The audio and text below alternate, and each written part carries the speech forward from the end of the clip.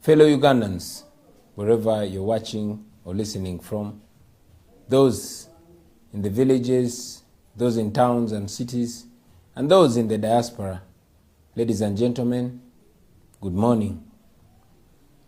Today, I would like to talk to you about the state of our nation and how it is affecting all of us, most especially the ordinary people.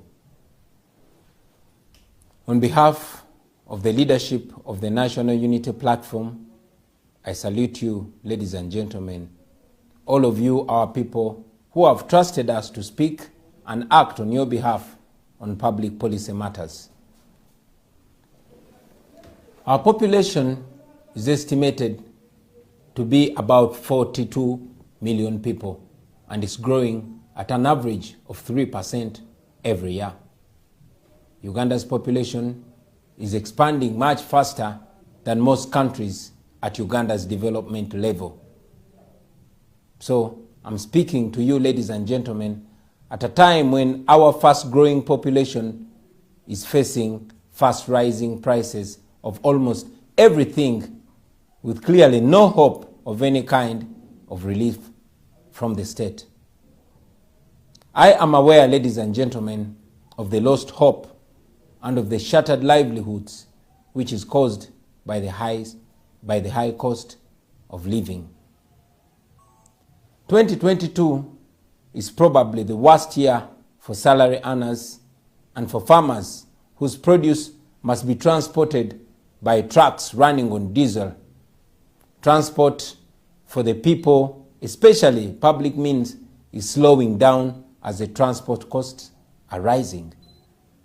At the same time, the Presidency, which is State House and President's Office, have already spent 971 billion, almost 1 trillion shillings.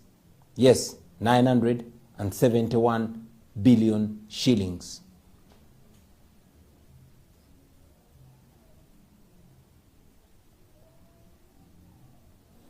Now, about the rising cost of living. On the 22nd of May, General Museveni addressed the nation about the rising cost of living. He, however, did not offer any kind of relief or solution to the citizens, but instead, he advised Ugandans to tighten their seatbelts. Well, on his part, he continues to spend public money as if he's not aware that the country is suffering a price shock. Between November 2021 and April 2022, prices of household commodities increased to levels which are way beyond the reach of the ordinary citizens. This information is on the Uganda Bureau of Statistics website, the UBOS website, and it's available for all of you to see. Therefore, fellow Ugandans, for us to arrest this situation, government must go back to the fuel market. And yes, government must do the following things.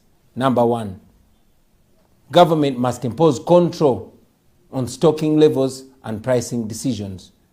I mean, no responsible government continues to just cry and lament on forces of demand and supply when the Petroleum Supplies Act allows the government to do something. We think government, through the Commissioner of Petroleum Supplies, which is actually the legal licensing authority, should split the average cost of every liter of fuel into 3 categories and go ahead to publicize them for the consumer and ordinary person to understand and appreciate the changes that are happening. First, the unit cost of delivering a liter of fuel from wherever it's coming from to the borders of Uganda. Secondly, the tax per unit. And third, the margin of profit per unit. Now, every liter of fuel, whether petrol or diesel, has a unit cost. A cost of bringing it to the border. It could be Malaba, it could be Busia or Mutukula. For example, a liter is brought from the refineries in the Middle East up to Busia at a cost of, for example, 2,800 shillings. And this is the first level of costing. Now, the second level is tax. So you add the tax on that 2,800, which, is brought on our borders. The third category is the profit margin. Now, this is where everything goes wrong. The fuel companies are setting a higher profit margin, while the consumer has generally accepted to be exploited. The companies are setting whatever prices they want, while the regulator is quiet. This is not a mistake, ladies and gentlemen, because the same people who are supposed to regulate are actually the same people in the fuel business. So they cannot regulate themselves.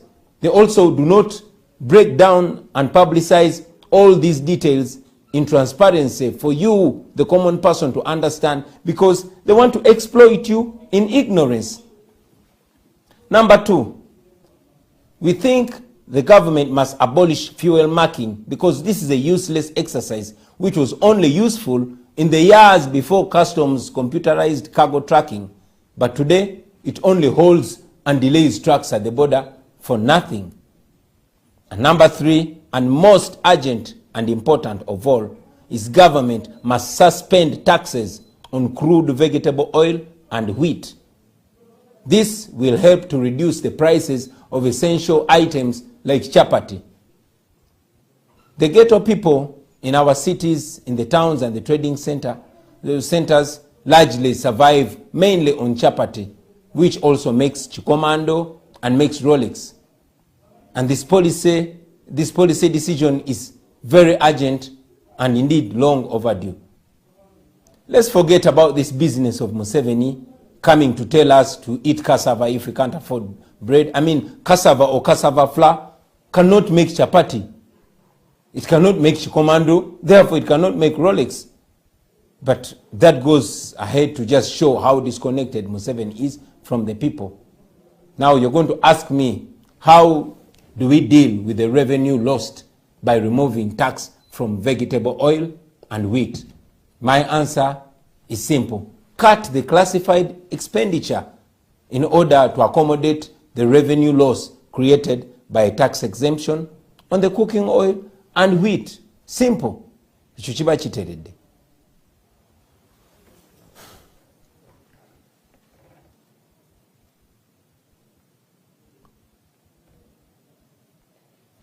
Now, about the failure of government to deliver public services. Ladies and gentlemen, fellow Ugandans, the NRM government has failed twice. It failed to raise enough revenue to support the fast-growing population, and it has also failed. It has outrightly stolen and unfairly distributed the little revenue that is collected. The NRM party, because of selective application of tax policy and administration, the taxes collected are not matching the reported size of the economy. The economy is expanding to higher levels, while the few people that are taxed exorbitantly at high tax rates. Now, this is a comparison of Uganda's average revenue expenditure as per GDP with other countries in our league between 2016 and 2020. Uganda has revenue collected as a percentage of GDP. The revenue collected is 13.1%. And total expenditure as of percentage of GDP is 17.4%.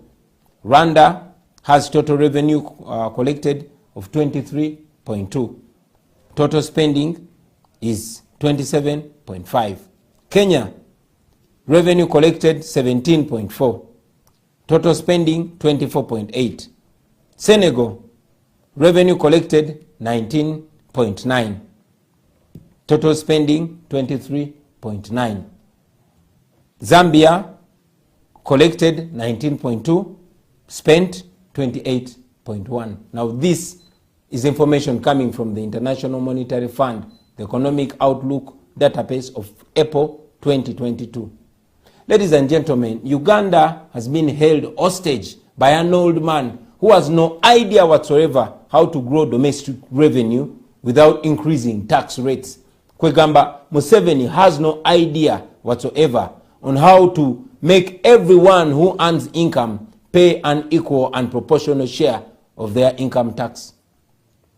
Uganda, on average, between 2016 and 2020, collected 13.1% as of GDP on tax and spent 17.4% of it in total government expenditure. On the other hand, Kenya, Senegal, Zambia, and yes, Rwanda, on average, collected above 20% and spent a little more, almost 30%. So this means that these governments have higher capacity to spend on public goods and services for their citizens, according to the sizes of their revenue and the expenditure when compared to the sizes of their economies. These countries have better health care, they have better education, and yes, life is better there. And now the other tragedy is that even the 12% GDP that is collected is eaten by the dictator and his cronies. A case in point is the current financial year 2021-2022. The Presidency, State House, and the Office of the President has already taken 971,504,000,000 shillings, one of the biggest expenditures in the financial year 2021-2022. And after spending all that money on himself, Museveni is advising people to tighten their seatbelts because the prices are going high. During the same financial year 2021-2022, 200 billion has been released for just the preparatory activities of the parish development model. The total amount to be released for the parish model is supposed to be 1 trillion shillings. So what State House is spent is almost the same as the parish development model. So the Presidency and the parish model are competing, and we all know who will be the winner at the end of the day. Of course, the Presidency will spend more money than the parish model. So far, it is 971 billion for the Presidency and 200 billion for the parish model, and the rest is on. When I'm in power, ladies and gentlemen, my wife, my children, and I do not need to spend 1 trillion shillings maintaining our presidency. I mean, we should be like all the presidents that have come before Museveni, who only budgeted for the office of the president, excluding State House. State House, ladies and gentlemen, is just a residence. We should be able to cater for the needs of its occupants, besides the guards who are paid by the Minister of Defense. I mean, a president earns a salary, and that should be enough to take care of his family.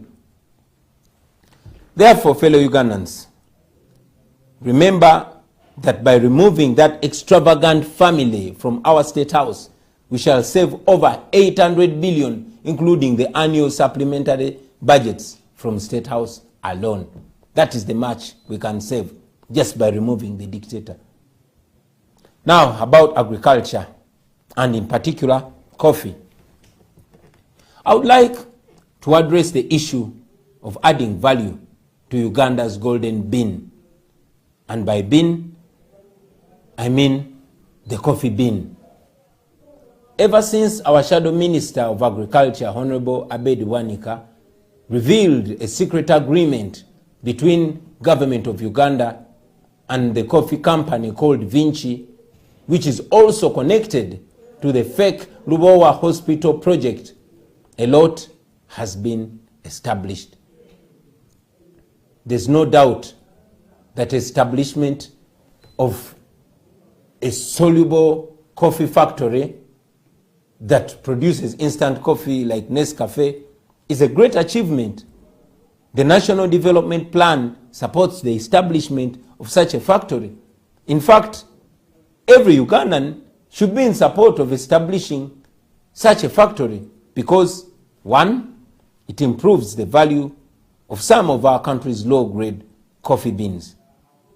Number two, it raises Uganda's competitiveness in the region as a producer and exporter of instant coffee. And number three, it ensures that only premium coffee beans are exported to high-end markets like Starbucks coffee, where the price per kilo is much higher. So it's a benefit for our people.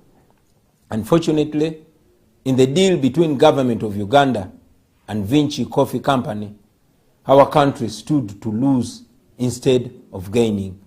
And this is because of the following reasons. Reason number one, the factory was not targeting to add value to the low-grade beans. Instead, the agreement ring-fenced the high-value beans usually reserved for brewed coffee, not soluble instant coffee.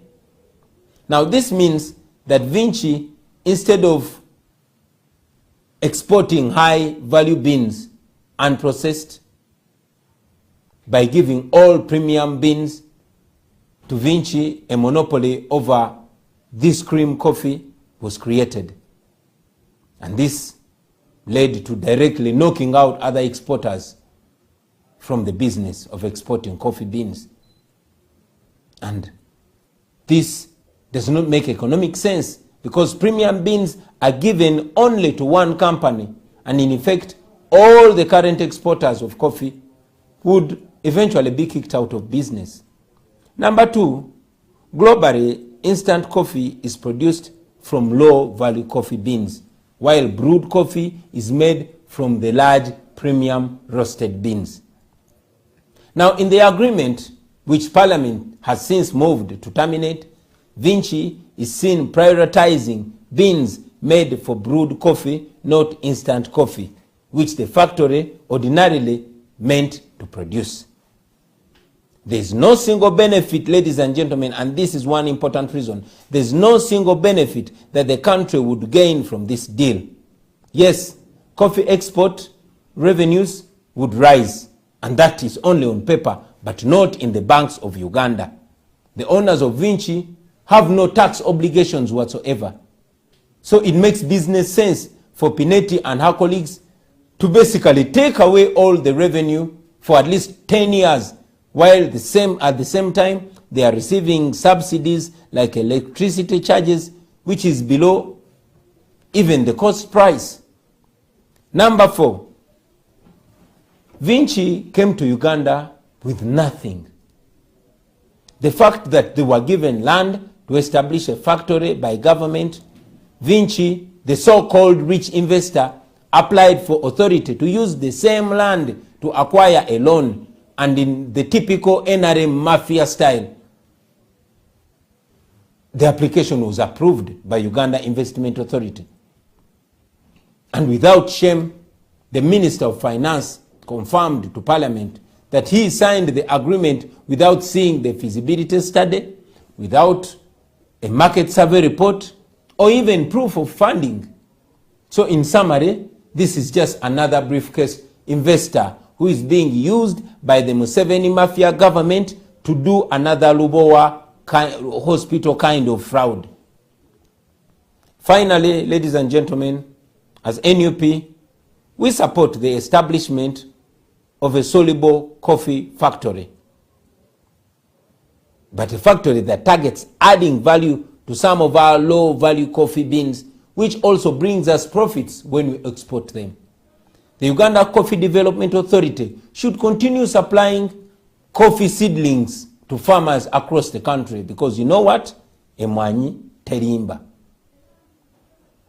In conclusion, fellow Ugandans, today I have just briefly highlighted on some of our pressing issues and how we can deal with them. But I would like to remind you that the dictator is desperately, trying to use all means to hold on to power. He has designed his system to make every one of us a beggar, struggling not to live better lives but just for survival. It is therefore the duty of every Ugandan to do whatever you can in your ability to remove the dictator. We intend to continue giving facts to the nation so that all citizens of Uganda can understand and appreciate why we must change the situation and change it very soon. Today, we have picked just a few areas for your information and reflection, and in the coming days, we shall address you especially on healthcare, on education, on job creation, on infrastructure, and importantly, on the changing climate. As of now, I thank you very much for listening to me, ladies and gentlemen, for God and my country. People power, our power. Our power, people power.